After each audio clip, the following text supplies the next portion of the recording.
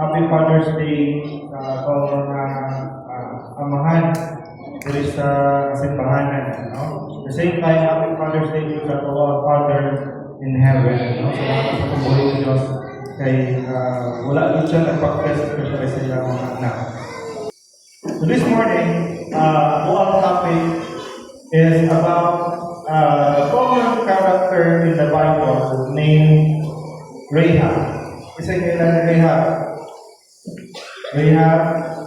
Wala kailan Rahab? Rahab, if wala mo padumdum, ako mo padumduman, Joshua chapter 2 verse 15, nakatay ko mga hint.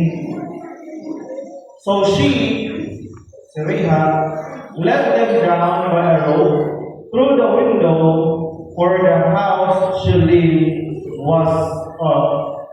in was part of the city wall. Si Rahab to, babae na nagpuyo dito sa gilid sa city wall sa Jericho. Okay? So, ang nahitabo is sulubon sa Israel, ang Jericho, which is a pinaka-husgan kayo sa city in terms of defense. Muna nagpadala si Joshua o mga spies. Madagpan ang mga spiya, pero si Rahab, iyang kitabangan ng mga spiya, aron din sila madagpan. O siya ay nagtabang sa mga spiya na magagawa sa city wall without a soldier noticing sa ilang pagkakataon. No? So Rahab is not an enemy of Israel. Dili siya kontra sa Israel. Why? Nitawag na siya sa mga spies. Yan ang ginawa ng mga spiya. She was not an enemy of Israel, but she was also not chosen person ni God. Why? Character-wise, kung tao may mulang tao, dili yun siya iya yun sa Diyos. If tao may mulang tao. Why? Ang trabaho ni Rahab is masaka prostitute. Si Rahab was a prostitute na nagpuyo sa city wall. Hindi siya kontra sa Israelites, but at the same time, hindi po siya po pinaka-religyoso na pagkatao. But here comes John in the part sa Joshua verse 2, or chapter 2, verse 15. When the time Israelites spy, isulod sa Jericho para magmanman kung saan nila pagsulod ng Jericho. Hapit na sila masakpan, then later on, kitabangan sila ni Rahab. Before they go, this is what Rahab said sa ila. Verse 10, taman sa 12. Ningon dire, we have heard how the Lord dried up the water of the Red Sea for you when you came out of Egypt, and what you did in Sihon and Og, the two kings of the Amorites east of Jordan, whom you completely destroyed. Verse 11, when we heard of it, our hearts melted in fear, and everyone's courage failed because of you. For the Lord your God is God in heaven and above and on the earth below. Verse 12. Verse 11. So, explain sa natin yun. Si Rahab, pagkakita niya sa spiya ng taga-Israelites, niingon na siya sa mga taga-Israelites, naduggan ako ang ibuhat sa inyo ang Diyos na iyang gimana ang Red Sea para lang makamabuk mo o nakamalumig kung sa'yo nakita mo anong na namatay ang kadalasan sa mga military sa Egypt. Imagine niyo yung sa kadugay na kaya nga panahon. mas pas sa reels ang dagan sa balita. Ano man, wala pa na-conquer nilang Jericho, pero mismo si Rahab na nataga Jericho, nakabalo na siya kung sa pagbibuhan sa Diyos sa time na hiwa ni Moses, pinaagi sa gahon sa Ginoo ang Red Sea. Kung ano, minsan kami naka-chismis at optik mas pa kayo. Si Rahab, niyon si Rahab na nagsayon ko sa kusgan o sa kagamahanan ng inyo ang Diyos. Nasayon ko sa inyong ibuhat ito sa Sihon o sa O na inyo ang destroy completely. Now, verse 12, kaya nasayon siya kung sa powerful si Lord, nakabalo siya na kung sulugon nila ang Jericho, ihatag yun ang Jericho sa Diyos sa kamot sa mga Israelites. So, ito yung ni Rahab, yun sa verse 12. Now then, please swear to me by the Lord that you will show kindness to my family because I have shown kindness to you. Give me sure sign that you will spare the lives of my father and my mother, my brothers and sisters, and all who belongs to them, and that you will save us from them. So niyon siya sa mga espiya, tabangan na mo, pero pag-promise ako, nga isulungan ninyo, Jericho, ayaw ilabti ako ang ginikanan, ayaw ilabti akong brothers and sisters. No? Before ko tabangan, wala po ko sayo kung sa powerful ninyo ang Diyos.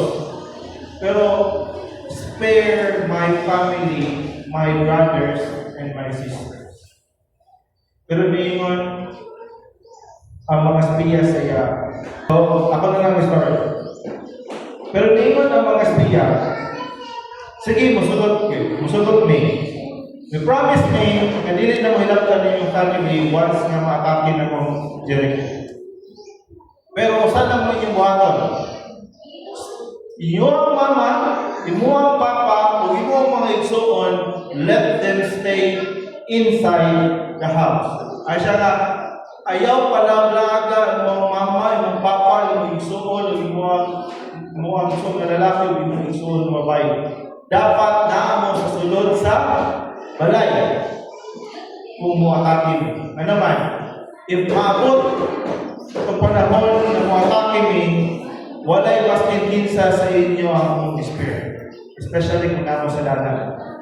Pero, kung namo sulod sa inyong balay, o ang balay ninyo, inyo ang tagpusan o ang bitanya o panakton na pula, makabalumi na kanang balaya, dili na mo pwede ilagtan. Naman. So, kinahanglan, number 1, stay in the house. Number 2, tie a rope, a scarlet cord sa inyong window para makabalo ang mga katawan sa Israelites na dili nila kinahanglan ilagtan kung sa may nakasulod sa balay. Now, let's go to the main part this one. The battle of the Israelites and the Jericho. It was known for the famous na nag-tear down si Lord of wall sa usa sa pinakadakong defense na syudad. Ikapito katuyo, marcha. Ug sa ikapito kadlaw, nilimot po sila og ikapito ka times. Then the wall was destroyed, pinaagi sa usog na sagit. But wait, it's on. If the wall was fallen, unsay pa na hitabo ni Rahab? Si Rahab, let them down by the rope through the window, for the house she lived in was part of the city wall. Ang iyang balay nakakabit sa mismong wall sa city. Unaaway pa na illustration sa dito, makikita ninyo. Kinana itsura sa iyang balay. Iyang balay nakakabit sa mismo sa wall sa Jericho. Now, question, kung i-destroy ni Lord ang wall sa Jericho, unsay na itabo ni Rahab? Unsay na itabo ni Rahab? Namatay. Yung pamilya na masunod sa balay, patay po sila. Kaya nahumpak man ang wall. Diba? Okay. Padayon na natin. Rahab was living in the wall that God is going to destroy. This wall that signified strength sa Jericho, and we're about to go down sa pag-atake sa Israel. Imagine ninyo igsoon, samtang nagtuyok-tuyok ang mga sundalo sa Israel sa Jericho, ang hari, huwag iyon mo na siya nga, pasagdihin na sila. Ang mga sundalo, wala siya, pasagdihin na sila. Wala kang magbuwag na ilang pagtuyok-tuyok. Wait, nagakok kayo ng Jericho, nakok kayo po ang wall. No? Dili ni siya basta-basta na masulong nila kung nakakadami nilang kampus. Nakakadami nilang wala pa yun tayo po ang mga pangungkan sa wall. So, pasagdihin namin sila, wala na tayo mabuhat. But before the city wall was destroyed, Rahab was already marked by the Lord as to be rescued. Before pa siya na-destroy ang wall, si Rahab o iyang pamilya na siya sa rescue zone.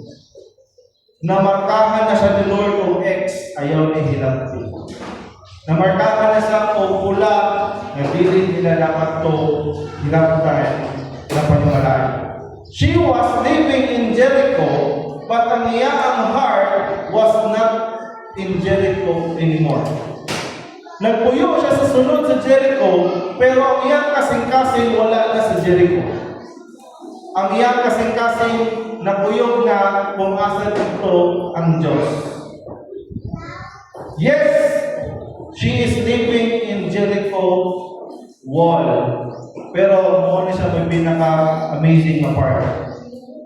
Diba? Ang nakanay sa pag-isuon, wala na, udas na si Rahab. Ano man, kung kagulong wall. Yan pala ito.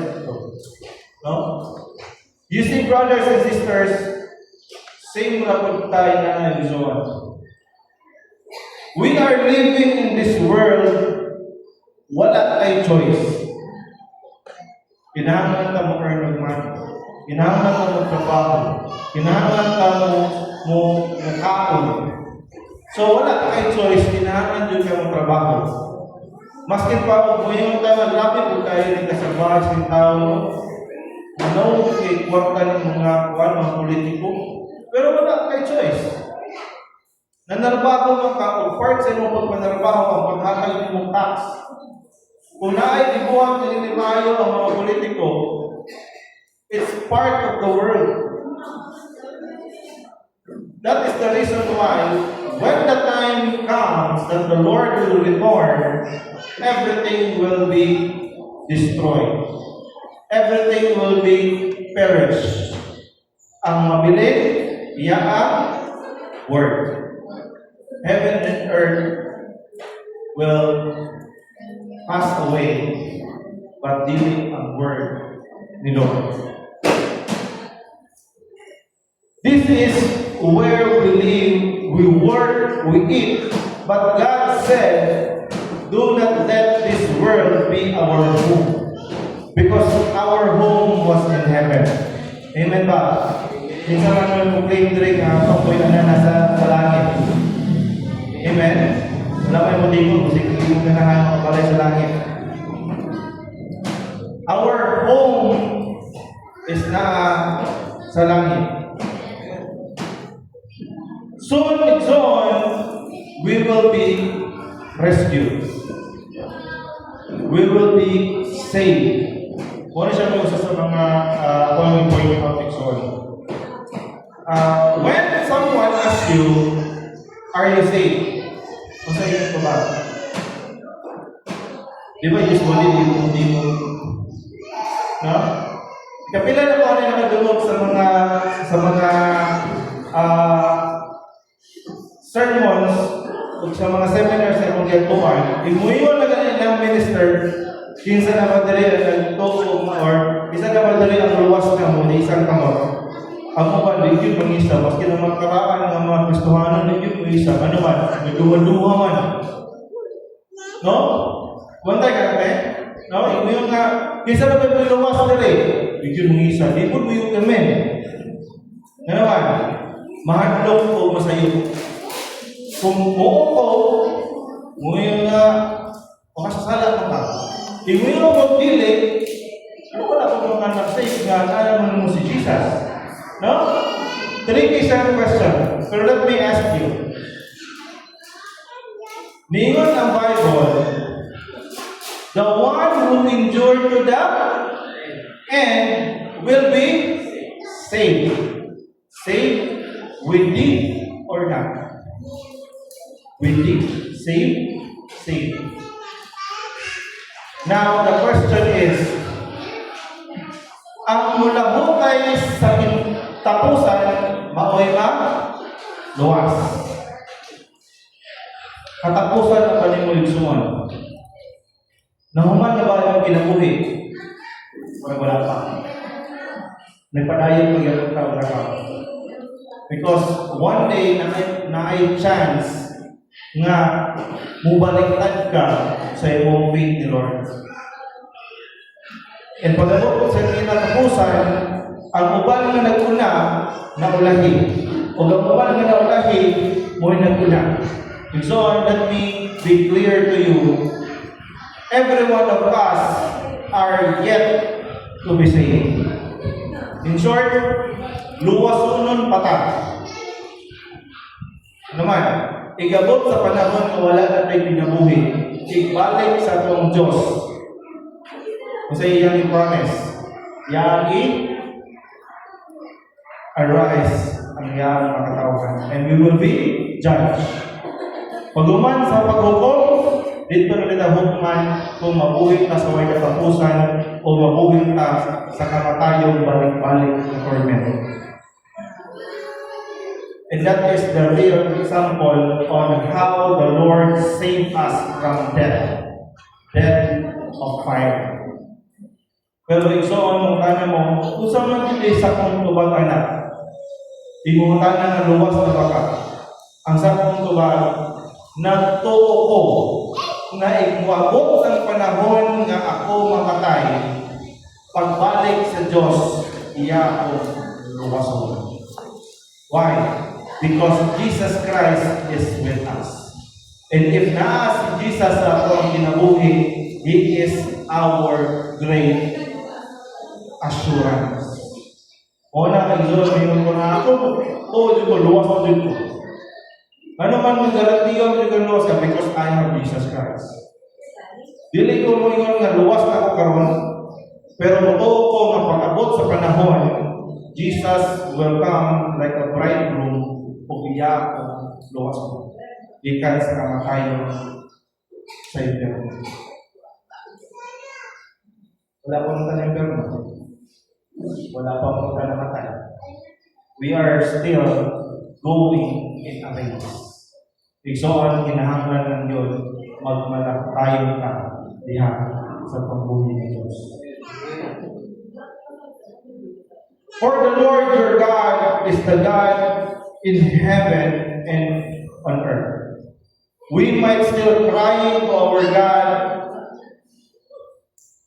na Lord, luwasan ni Lord ang iyang situation.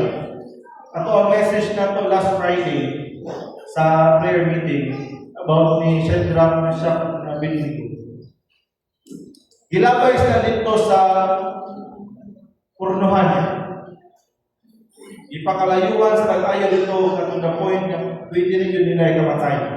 Pero nabot sila dito ng area because they obey the Lord.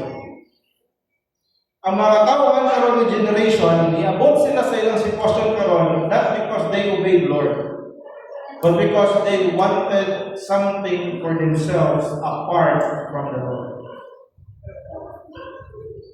Gusto nila mo kuha sa mga butang na ilaang gi-crave o ilaang gi-desire na wala ang presensya ni Lord. And when the time na nag-disod na siya sa iyang situation, may siya, Lord, save me. Lord, take me out from this place. Lord, take me out from this situation. Rescue us, Lord.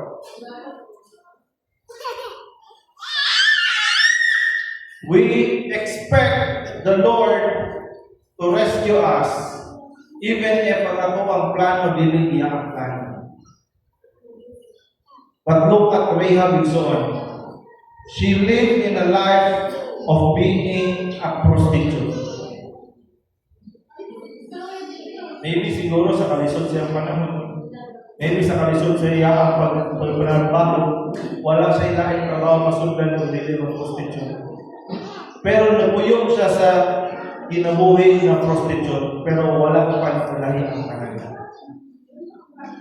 What she did next was a very, very important thing. O naman, ang plano ni Joshua na magpadala ng espiya sa Jericho, ang pinaka-plano niya is pagsunod sa espiya, dapat pag niya yung spy nito, bawas na rin mo. Wala sa plano ni Joshua nga naayo sa kapamilya nga maluwas. Nga naayo sa kapamilya nga spare. Nga naayo sa kapamilya nga musave sa iyang mga spies. Wala sa plano. Pero ang plano ni Joshua was not the plan of the Lord. Ang plan ni Lord mas advanced. Ang plan ni Joshua mas close. Muna igsoon, maskin pa man sa itong mga plano, kinahanglan na itong i-acknowledge sa itong mga plans na ito, ang plans ni Lord. And maybe itong mga plans short term lang, pero ang plans ni Lord mas longer term. Because Jericho trusted the wall so much, but Rahab changed his heart and trusted God than trusting the wall. So maskin pa o kabalo siya nga pwedeng mahugno ang wall, wala siyang lakaw. Dito siya sa dituman sa umingon siya na sige, dili mo lakaw, dili na may pamilya sa tibok among balay o pamilya na ko, ang mama, ang papa, ang uso na lalaki, ang uso na babae, dili may muhawa because she trusted God. Now what next? 17 to 19. 17, now men said to her, this oath you made us swear will not be binding us. Unless when we enter the land, you have tied this scarlet cord in the window through which you let us down. And unless you have brought your father, mother, brothers, and all your family into your house, if any of them go outside your house into the streets, their blood will be in their own hands. We will not be responsible. If naamagani pamilya ng membro sa pamilya na naa sa street, pagkatake na mo, dili ligid na mo nasa bahay kung mamatay sila. Rahab trusted the scarlet cord. Kasi, pasabot na ng scarlet. Pasabot na ng scarlet. Scarlet. Same sa, gimension sa Bible, your sin is as red as scarlet. Meaning, ang cord na na dito sa iyang window was colored red. It is a red cord or a scarlet cord. If you remember Exxon, what happened to the Israelites during the time nga nagpadala ang Diyos o angel of death to kill all the firstborn baby, including ang firstborn baby ni Pharaoh. Masa dito mo? Nag-paint sila blood sa karnero sa ilang pertahan.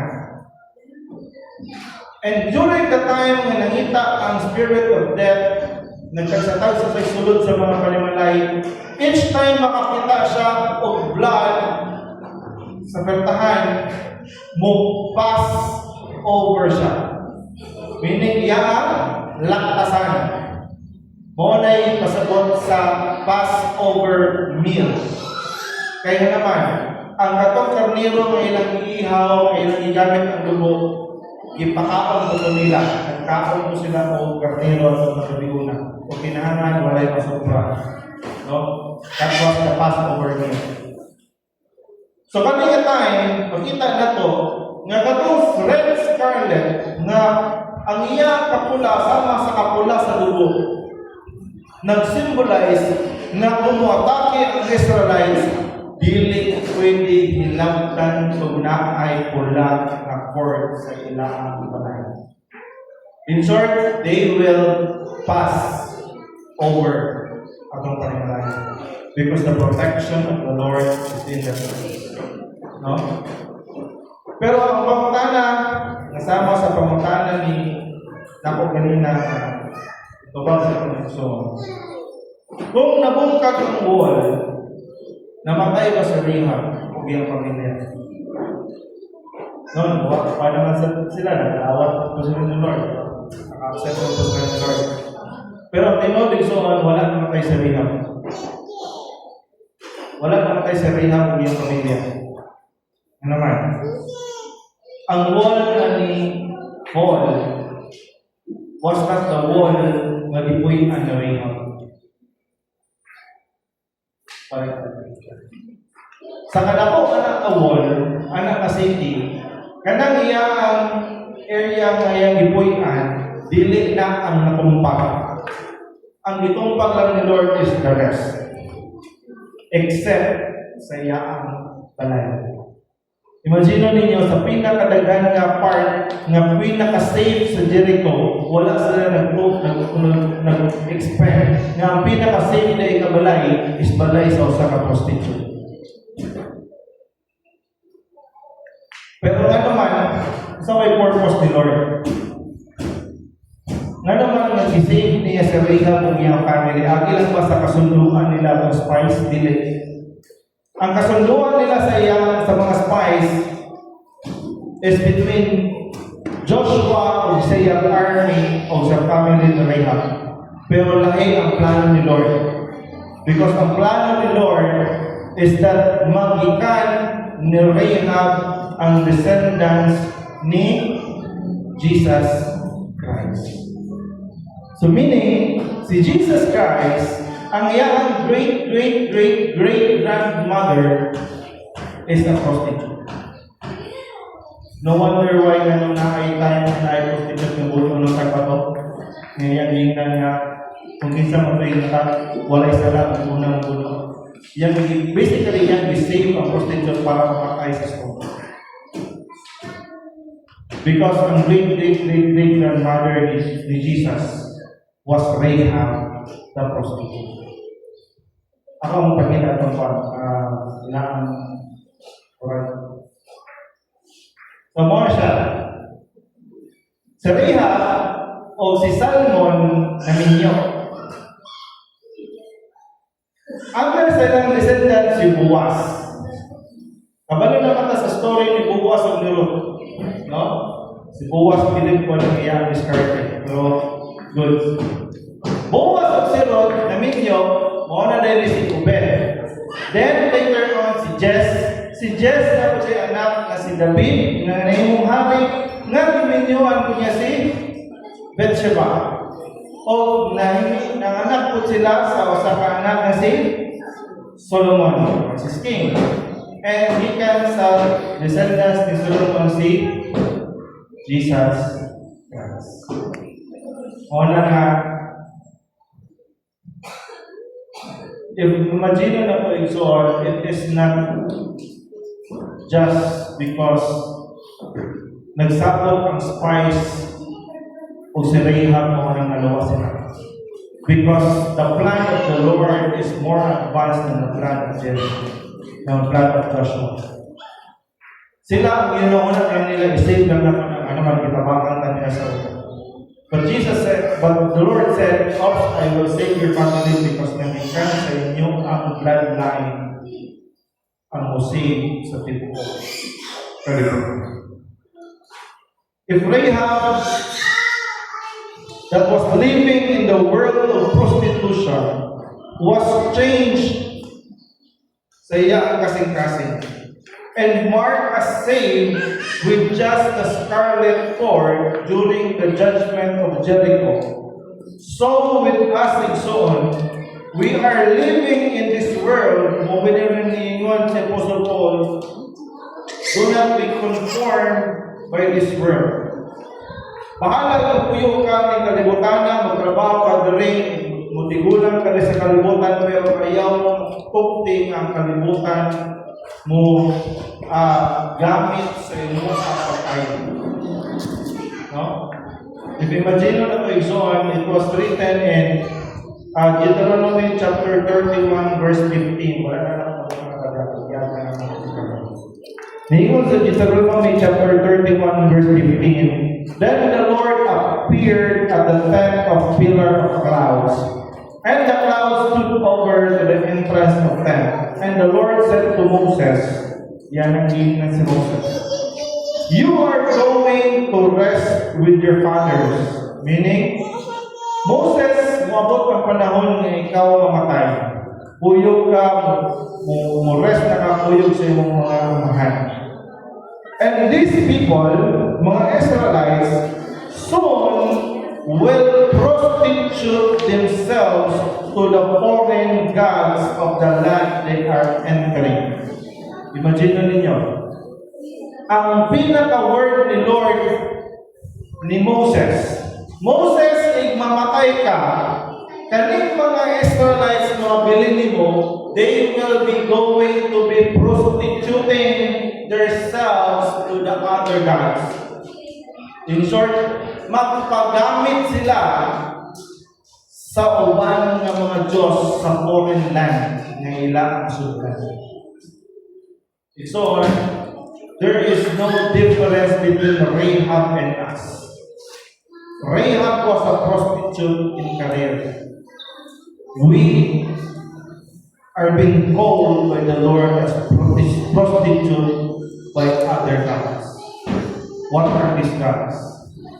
Gods of time, God of money, God of our work. Ang ako ang kinabuhi, nagdagan na lang o nagsige na lang ako kuman kung sa may dikta sa ako ang Diyos sa kalimutan. Because reality speaking, so on, masukot na mo o masukot. Pero ang reality, mas matuto pa ta kung sa isulo sa itong boss kaysa sulo sa Diyos. Kung sulo galit ni Lord, mingon si Lord na ato mo sa bukid pagsangyaw mo. Mingon niya na umusangyaw Lord kung nanakoy motor. Kunya na umusangyaw Lord kung nanakoy sakyanan. Kunya na umusangyaw Lord kung nanakoy kwarta pang finance sa ako ang pag-minister. Pero ngayon kami si boss na pumunta ka doon sa Ford. Meron akong 20 pesos, tingnan mo ako ng Ford Raptor. Mas kinuha ko kagalon sa watol, yan ka naman, magkisuko sa pangos. Maskin pa ako, ikaw mo'y mabulot sa iyong pagulirang kwarta para matuman lang kung sa isugot dito sa iyong boss sa iyong mga pili lang sa kasuko kumano lang. Why? Because we are prostituting ourselves to the gods of this world. Ako ang isugtan ng kaling mga kalibutan ng gamit sa atua. No? Usahay gamiton mo yun ang oras sa Diyos.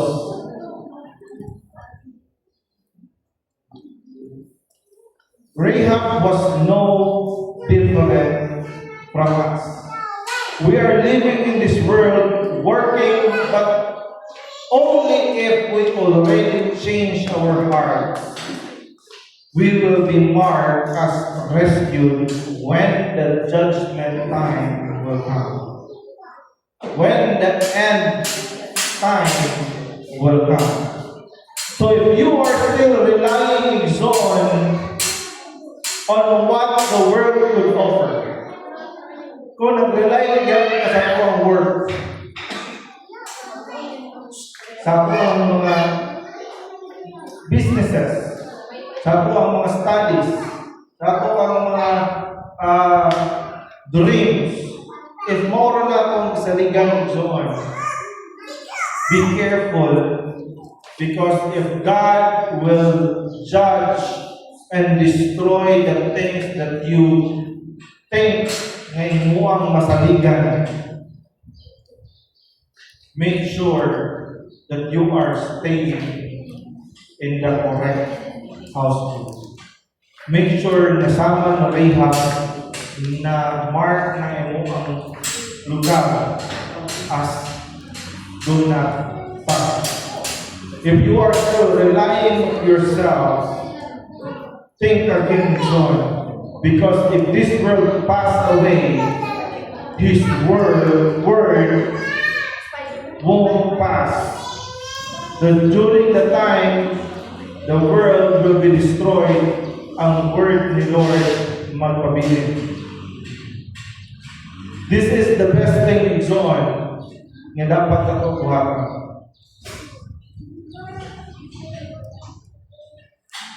If uabot ang panahon ng John na kita pagkahukuman, let us make sure that our heart has already changed its citizenship. Kung ako ang isang kasing napatali sa kalibutan, change that heart of yours and make it the citizen of heaven. Because only the blood of Christ will make us safe sa ato ang kinabuhi nga bago to be destroyed. Don't let the other gods of this world prostitute us. Imo ang tao prostitute. Imo ang kanila o alipin. Na kung ito'y itawag kanin sa online, mga TikToker na kuno, mga alipin sa salapi. Naman, ay bahala kung nagsakit ka sila, bahala kung nang-high blood na sila, magmukbang yapon ng lechon, na naman, kaya rin mo rin ng korka. Bahala kung nagsakit ka sila, magmukbang yapon, magbuhatong yapon nila, nilang buhaton para lang na mo-earn money. They are prostituting themselves in order for them to gain money, to gain attention, to gain fame, to gain glory. But nothing of them is important and so on. When that wall that you are confident na mo protect sa iyo, when that money na iwang yun na unang mo protect sa iyo will be destroyed in one day. Ang yang